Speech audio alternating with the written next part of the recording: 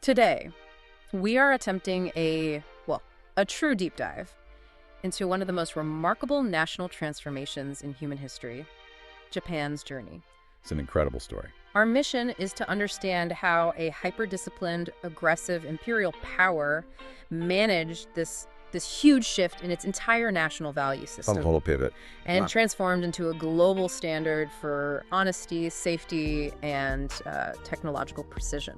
It's a story of national change and really one of the most useful for any of us trying to understand how complex organizations adapt or recover from failure. So how are we going to frame this? We're going to extract the story by following 5 major chronological movements. So first, the deep isolation that built their foundational discipline. Okay. Then the shock of forced modernization, the period where that discipline mutated into moral failure. Character. The dark turn, exactly. Then, total defeat. And finally, what I think is the most important part, the profound choice to accept guilt and reform. Exactly. And the central, almost paradoxical question we have to keep asking is this: how did the same national intensity and dedication, the same discipline that fueled military expansionism, become the bedrock of a new, ethical, and universally respected civil society? The duality of discipline. Yes, it's the duality of discipline we're analyzing. Okay, let's unpack this. So, to really understand that duality, we have to start at the beginning. The foundational setting. The crucible of early Japan, before, say, 1910. For centuries, the country was under the Tokugawa shogunate. And that meant deep, self-imposed isolation. Right, and that isolation wasn't an accident, it was policy. And while it kept the country orderly, stable for generations, it also meant technical progress essentially froze relative to the West. And the whole society was built around a strict hierarchy. A very strict hierarchy. And at the heart of it all was the samurai code, Bushido. We often hear Bushido summarized as honor and loyalty. But what did that mean practically for the discipline of the entire population? Well, it meant an intensive focus on duty, on precision, on personal conduct. There was this high expectation of obedience and self-control that was woven into everything, not just the military class. So everyone was expected to have this level of focus. Profoundly disciplined, yes. But because they were closed off, that discipline was contained within an outdated system. And this made them incredibly vulnerable when the outside world finally arrived. And that outside world arrived with a massive shock in 1853. Precisely. The arrival of U.S. warships completely shattered that stability. Suddenly, this isolated nation saw the full, terrifying power disparity between itself and the industrialized West. This wasn't a philosophical realization, it was existential. It was. The lesson learned was brutal and immediate. Modernize fast or be colonized. And they took that lesson and didn't just adapt, they executed a national, cultural, and structural sprint. They did. This led to the Meiji Restoration in 1868. And think of the speed here. They abolished the feudal system, overturned centuries of tradition, and began wholesale adoption of modern Western systems. A professional military, mass education, industrial capacity. Everything. Yeah. The cultural effort required to absorb that much change that fast is almost unimaginable. But the key was that they didn't just copy. They blended Western science and technology with that existing intense Japanese discipline. And that blend, that hyperspeed, disciplined modernization set them apart. It allowed them to transform faster than any non-Western nation in history. It did. But here's where that duality starts to show. That rapid success bred a very, very dangerous confidence. It did. Success created a fatal belief. We survived by strength, we must rule to survive. They looked outward and saw the Western powers, Britain, France, the U.S. engaging in imperialism. So Japan began copying the mechanics of empire. Exactly, and the pressure was internal and external, right? You have economic necessity, a lack of natural resources, combined with the military gaining political supremacy. And the rise of ultranationalism, an ideology of racial superiority. It was a perfect storm, and this is where the discipline started to turn dark.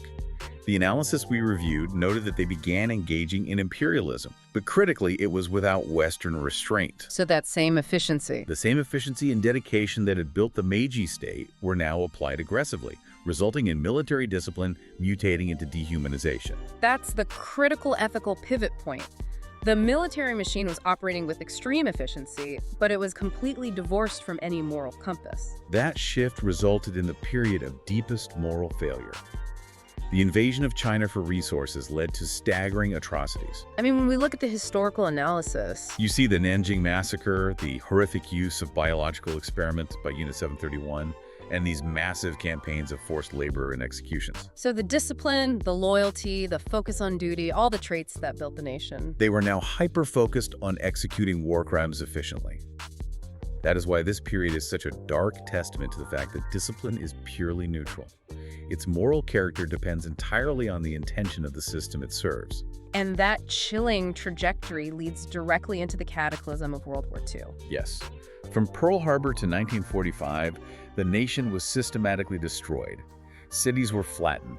The economy was non-existent. The atomic bombs on Hiroshima and Nagasaki were the final devastating blows, leaving these permanent scars. And Japan surrendered unconditionally. Which leads us to the moment you called the most important turning point. This unconditional surrender, this total national collapse. Somehow it provided the space for an extraordinary choice. It truly did. Look at history. When nations are defeated, the natural response is often denial, blaming external factors, or clinging to the identity of victimhood. But Japan chose the opposite path. The opposite. They accepted defeat fully, which provided the moral foundation needed to completely overhaul the country. But wait, wasn't a lot of that change dictated by the Allied, specifically the U.S. occupation? I mean, how much of this profound choice was internal versus imposed? That's a necessary complication. Yeah. The U.S. occupation certainly authored the new non-military constitution and initiated reforms, of course. However, the true turning point wasn't the document, it was the acceptance. The profound act was the wholesale internal rejection of military ideology by the Japanese populace and leadership. What were the symbolic acts of that internalization? The constitutional ban on ever waging war again, choosing pacifism as a core national identity, that was huge. But perhaps the most symbolic was the emperor renouncing his divine status. Which dismantled the entire foundation of the aggressive, state-centric nationalism. Exactly. The ideology that had driven the country to war. They essentially looked at the rubble and made a crucial realization. We were wrong. We must change. That humility. So that humility allowed them to build a new society on a foundation of ethical responsibility rather than military pride. Here's where it gets really interesting. How do you take a society steeped in hyper-discipline and just redirect it? How do you rebuild an entire national culture, its institutions, its economy, on new ethical rules derived from humility and failure? It was a conscious, deliberate effort focused on installing values before power. They didn't just try to recover economically, they prioritized character first. And this reconstruction was built on 4 specific pillars. Okay, tell us about the first one, the emphasis on education. The first pillar was education with character. The goal wasn't just technical training, it was instilling discipline and responsibility toward the collective. The powerful, concrete example we find is that students are required to clean their own schools. That seems small, but it's a huge shift, right? It's not about saving money on janitors. Exactly. It's an enforced connection between personal discipline and the physical environment. If you clean the hallways, you won't litter them. Responsibility is tied directly to ownership. Yes. This simple system helped ensure that discipline, now applied ethically, was aimed at the welfare of the community. So if character education was pillar 1, then pillar 2 addressed the practical difficulty of maintaining that character in the face of temptation. Tell us about the systems. That's our second pillar. Systems that reward honesty. They understood that preaching virtue just isn't enough. You have to design structures that make integrity the easier and more rewarding path. So they built these transparent, trust-based systems to reduce corruption. Right. Think about finding a lost wallet in Tokyo. It's expected that it will be returned, usually with the cash still inside. Why? Because the social accountability and system integrity are so high, being dishonest is structurally made difficult and socially unacceptable. So they made good behavior a fundamental feature of the architecture, not just a moral aspiration. What was the third step in rebuilding the national psyche? Economic dignity. The devastation left the populace desperate and unstable.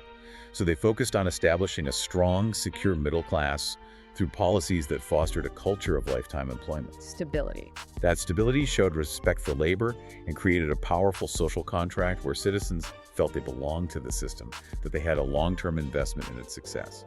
Stability and belonging are powerful antidotes to the desperation that fueled the earlier militarism.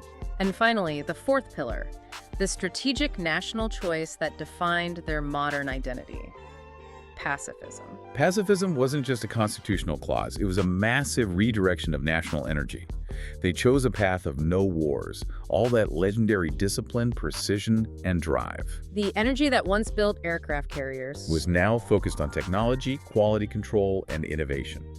They consciously traded aggression for precision, focusing outward through trade and culture instead of military might. And that is the core of the transformation. That disciplined energy remained, but its application became ethical and constructive. We see the results today in modern Japan: unmatched cleanliness, high safety standards. Global quality control. But the analysis we looked at is also balanced. It notes that the transformation isn't without its modern struggles: intense work stress, social isolation, and aging population. Absolutely. The discipline remains intense, which leads to high expectations on the self and others. But the profound lesson remains. Japan successfully traded aggression for discipline, and in doing so achieved stability, prosperity, and a position of global respect. Now we get to the core of why this deep dive matters to you, the learner, today. What are the 5 universal takeaways Japan's unique transformation offers the world? Well, these insights flow directly from the historical tensions we've discussed and are entirely transferable, whether you're leading a corporation or navigating personal change. Okay, what's the first one? First, we confirm that discipline is neutral. We saw the exact same intensity create both devastating war crimes and later create honest systems, clean streets, and global technological reliability. So the lesson is that discipline is just a mechanism. It's just a mechanism, and without a guiding moral framework, it is dangerous. That's a powerful distinction. Discipline is not a virtue, it's a vehicle. What's the second lesson about national character? National humility is strength, not weakness. Japan achieved its rapid, peaceful growth precisely because it accepted defeat fully and admitted its mistakes publicly, starting with the emperor. The sources stress that true healing and growth only happen when nations or individuals admit past failures, rather than trying to rewrite history or cling to destructive pride. And that concept of admission connects directly to the role of education. It does. Our third lesson: education shapes society more than laws. We talked about the clean streets, which didn't come from massive police enforcement or fines. They came from clean classrooms and an expectation of civic duty taught from childhood. So character education, where responsibility is practiced, matters more than simply enforcing rules after the fact. It's about making good behavior an instinctive cultural norm. Okay, what about the systems they installed to reinforce that? That's the fourth lesson. Systems matter more than sermons. Japan's success in reducing corruption wasn't built on constant moralizing. It was built on transparent systems that reduced the temptation and opportunity for dishonesty. When you design processes where accountability is baked in, You get better behavior because corruption is simply made structurally difficult. and finally, the ultimate definition of modern national strength that Japan embodies. The fifth lesson is that real power is restraint.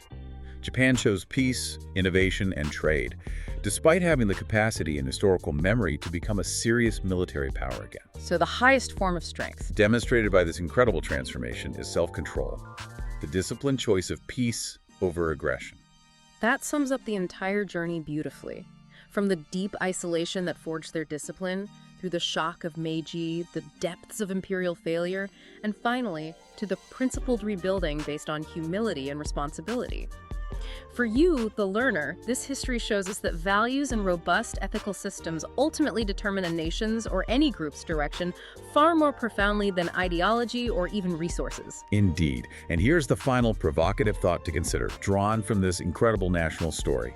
Japan's history teaches us that a nation can fall into darkness and still rise with dignity if it chooses truth, discipline, and reform over denial and pride.